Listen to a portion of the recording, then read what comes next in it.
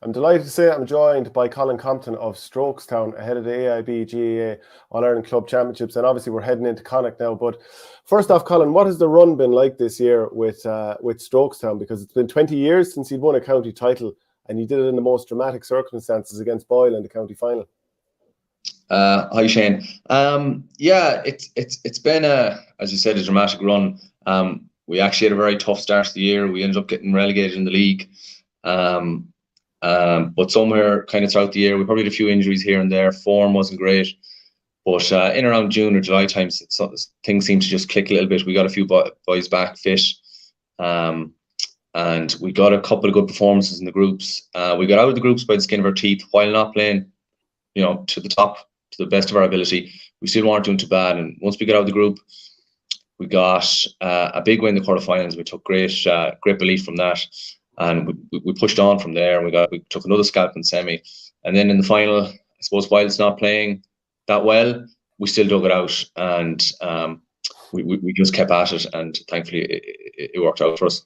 Can you explain what that second half and ending was like? Because it was 6-6 at half time, and then there was only 2 scores each for a long period. But then towards the very latter stages of the game, it started to take off, and he came out on the right side of it after Tony Lavin gave away a free that Enda Smith boomed over, and then he ends up hitting the winner just after. Yeah. I think it was a game that was riddled with nerves. Obviously, both teams Boyle hadn't won a final in 95 years. We hadn't won one in 20 years. So both teams, there was a lot of expectation and pressure on both teams. And I think that was on display in the final. There was a lot of mistakes on both sides, a lot of unforced errors. And really and truly, it was a game that didn't really get going until the last 10 minutes. And then things really took off. It was a bit of a roller coaster. They had gone ahead, we pulled it back, and then we went ahead and they pulled it back. And then I suppose Tony Lavin to come in from the cold to get the winner.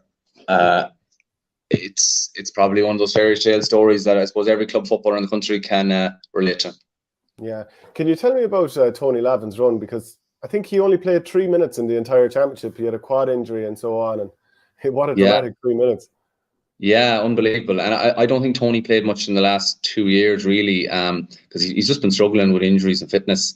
But look, Tony always had football in him, and he always had the temperament for it. We always knew those big moments in him. Look, he's had a tough year then this year. He hadn't got, I don't think he saw much in the league. He was playing away with the juniors, but at the same time, he was carrying knocks here and there. He tore his quad near the end of the junior championship, and he played a full game just using his left foot. And, he came on in the final. I don't know if John Rogers, our manager, quite knew how bad his right leg was, but luckily enough, he'd been practicing with the left and he stuck it over. Yeah, and how bad was Paddy Brogan's injury during that? Was it during the first or second half that he got injured? First half, yeah. Paddy Brogan dislocated his elbow, so it was quite a serious injury. And Keane McKeown, obviously from Boyle, had suffered I think he broke his leg, and the news is he broke his leg. He had a bad leg injury before that. And then on top of that, we had Kevin Finn was ruled out with a broken leg as well. He would have been another key player for us. Yeah, and then can you talk to me then about the final few seconds? You're a point ahead, the ball is being kicked out, and the feeling. Yeah. Well, to be honest, it was actually that free that you were talking about that Donny Smith kicked over. It was me that gave that free away. But it was about 55 meters out, and I thought it was out of striking distance, but it was the wrong man to give away a free to Donny Smith and knock him over from everywhere. So Donny cracked it over, and obviously I felt at that stage I could have spoiled our party. But look, when the ball got into Tony's hands and he clipped it over, it was the most unbelievable feeling. It was probably a state of shock more than anything, because the last few minutes is so many ups and downs and twists and turns that it was just hard to really digest in the end. Yeah, because I was reading a match report just there, and it had Tony down as giving away the free, so you were getting away with it scot-free, if you had to say. I was getting away with it scot-free, yeah. What were the celebrations like afterwards? Just that feeling on the final whistle, and then the rest of the evening and the next day? It was brilliant. It was brilliant. Look, it's 20 years coming. It's a long time for a town like Strokestown. Look, there's a lot of county medals afloat around the town of Strokestown. The one in 92, the one in 2002. So, there was a lot of expectation in the town, a lot of hope. We had a great underage team 10 years ago. We won the minor in 21 Division 1. And, since then, people have talked about Strokestown as being dark horses. for years, and it never materialized. And I suppose at this stage, people thought maybe we might have passed it, but just thankfully this year, just things clicked. We got a run of form, players came into form, injuries cleared up, and just the stars aligned. And thankfully, we got the bit of luck as well on top of it, and we got the final result. Yeah, and who was the first person you met on the final whistle? I actually fell to the ground. I think it was Daniel Rogers was the first person to come to me. And like Daniel is John, the manager's brother. He's a soldier. He's soldier for Strokestown for the last, I must be playing 18, 19 years. He's not getting game time with the seniors anymore, but he was a mainstay for the senior team for years and years. So I suppose it's great for guys like them. Like he would have came in shortly after 02, after they won it. He was soldier for many years, and he kept at it. He kept with the group, even though maybe his playing minutes were down, and he wasn't getting as much action he wanted to. But it's great for the likes of him. And another one is John McHugh, who had a tough year with his health. It's great for the likes of them guys who put in years and years of service to the club to get a county medal after it all. Yeah, and would you have any memories of the 2002 victory? Oh, I would, yeah. Now, listening to the lads around town now, it's hard to know what the fact from fiction, but I do. Yeah, I remember it very well. It's the sort of stuff that sticks in your head, and hopefully, the young people around Strokestown that who are of an age of when I was in 02, it might have the same impact on them, and maybe in 10, 20 years' time, we'll be going to see them lifting the Fatty Cup as well. Yeah, because there's a lot of talk about the county window being narrowed, and like how will we win the hearts and minds? Were you one of these players who was like found local heroes in the club growing up, or was it county players, or what was it? Because I would have said that a lot of local underage GA players, their heroes are actually the lads who are on their own doorstep playing for the club. Yeah, I'd agree with that. Now look, sometimes your local hero is the county hero as well. John Rogers would have been our hero back when I was younger. He would have been the kind of role model in the club, and sure, John is managing us now, so it's kind of a sweet success. But yeah, I'd agree with that fully. The guys that the guys that you know personally, the guys that you see in around the town, the guys that you see at your local pitch, they're the guys you look up to. They're the guys that you want to be, and you model yourself off. And did you always know that you wanted to be a footballer, or were any other sports of interest to you?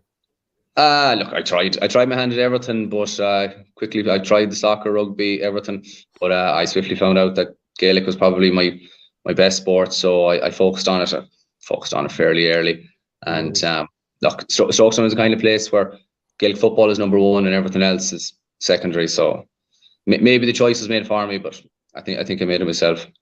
And in terms of refocusing then for the AIB Connacht Championship, where are your heads at with that? And I suppose you're not in a dissimilar position to some of the other clubs in there, the likes of Westport. There's plenty of clubs who are going in there without too much experience of it if you leave Tour de Strand out of it. Yeah, true. Yeah. Look. The goal was always to win a county final, and Connacht never came into our heads. But I suppose after the dust has settled, you get your celebrations out of the way.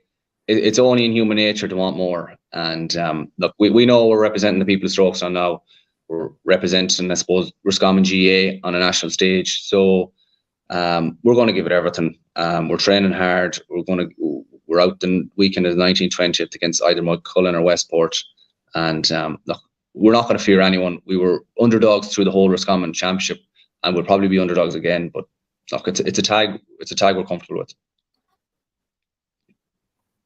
Yeah, and I suppose Mulcullen as well slipped my mind for a second, but they won Galway a couple of years ago, but they didn't get an opportunity to represent the county because of COVID. I suppose another thing I wanted to ask you about then is Roscommon, and where do you think Roscommon are at? And obviously Davy Burke has been appointed recently, and your thoughts on his appointment? Yeah, look, there's a lot of excitement in Roscommon. Look, Davy Burke, he's a young, capable manager. I think they had open trials there last weekend, so he's widening the net. Davy, he's gonna have a good search around, see if he can unearth new talent. Like that Roscommon team, there's so much. People are probably saying maybe the backbone of that team is getting on a bit, but there's loads of football still in those players, and I know they'll be very disappointed how things finished this year in terms of losing to Clare. They had a league on into injury time, and they somehow come out the wrong side. But look, there's a lot of excitement with Dave's appointment, and hopefully he'll be able to bring in a couple of new players as well to freshen things up. And I suppose the key then is surviving in Division 1 and then the Connacht Championship against Galway or Mayo. Yeah, when his name was linked, he was doing a coaching clinic for our game down in Longford, and he had mentioned that he coached some of the young up-and-coming players in Roscommon at Sigerson level, and he was enthused about the level of talent coming. Would you agree with that there are players coming that can step up? Yeah, absolutely. Look, Roscommon are an under-20 All-Ireland final there 2 years ago, and there's a handful of players off that who are well able to step into the senior jersey and perform in it. Look, the club championship, like even in the county final, there's a young guy for Boyle, Derek Craig, Ben O'Carr for St. Bridget's. These are guys with so much talent and potential, and without a shadow of a doubt, if Davy, these guys are in the panel, they'll show Davy what they're about, and they're definitely good enough to make an impact with the seniors. Yeah, I'll do a quick Q&A with you before I let you leave, so you can answer them as short as you like. What do you remember of your first time ever being at Croke Park? First time at Croke Park? I think my first time at Croke Park was watching Crossmolina playing Nemo Rangers in 2002. And Kieran MacDonald was playing against Colin Corkery, and the two of them were wearing white boots. And MacDonald had the socks up, obviously. And I think that's my first memory of being there. I think Colin Corkery kicked a boomer at the end of the game to win it for Nemo. Yeah, that was out around the 45, wasn't it? Oh, it was a rocket. Yeah, I think he had a great game overall, and then he came up with that at the end. Yeah. Who's your favourite player of all time? God, I'll go with Kieran MacDonald. He's in my head. Yeah, well, geez, naming a Mayo player, geez, that can't be too popular at home. Yeah, maybe not. Who's been your toughest opponent ever, and why? I'd have to go with one of the Roscommon guys. I'd have to say my own club man, Shawnee Malooly. Sean's played fullback for Roscommon there for a lot of years. And when he's on his game, he's a beast. He's a really tough opponent. Who's the team you most like to beat? Club, county, college, whatever.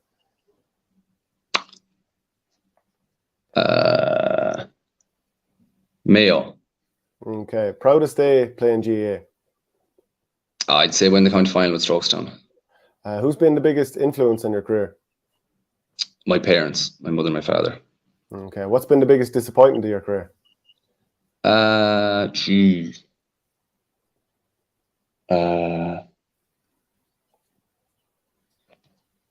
don't know. I can't think. No disappointments at all? Oh, I've had plenty. I just don't know which is the biggest one. Who's the best trainer on the Strokestown panel? The best trainer, I'll give it to David Butler. Who is the joker on the panel? Oh, Kevin Finn, without a shadow of a doubt. Okay. Best dressed and worst dressed? Best dressed is Timmy Gibbons. Worst dressed would be Robbie Gibbons. Okay. And what player from another sport do you admire? Who would I pick now? Tom Brady. Yeah. Tom Brady, yeah. Just the goal. And who's a manager from another sport that you admire?